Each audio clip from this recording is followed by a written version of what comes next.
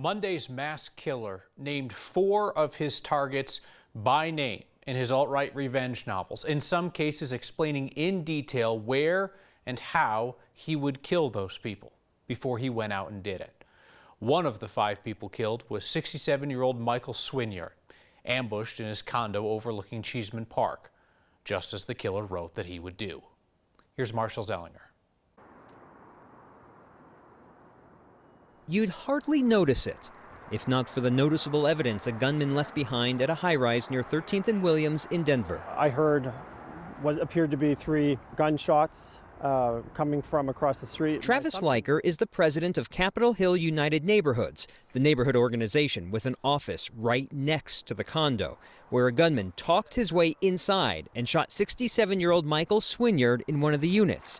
He was one of 5 victims killed on Monday, connected to the same shooter with multiple crime scenes in Denver and Lakewood.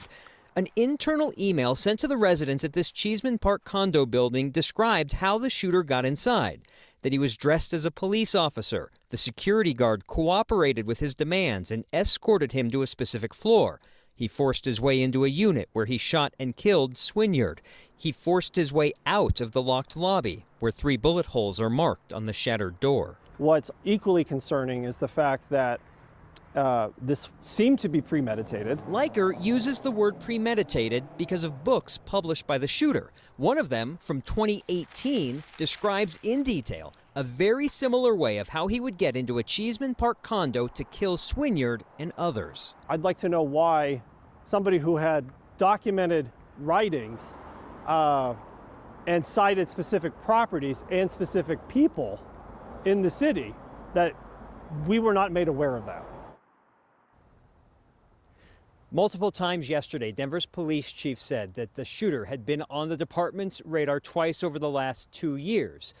But we do not know if they knew of the writings, but sources tell 9 wants to know that someone in law enforcement knew of the writings in the book, but they didn't say if it was Denver police, FBI, or someone else. We do know, Kyle, that Denver police never did an extreme risk protection order, a red flag alert, where they would go to a judge to have a person deemed a danger and have weapons taken away from them temporarily.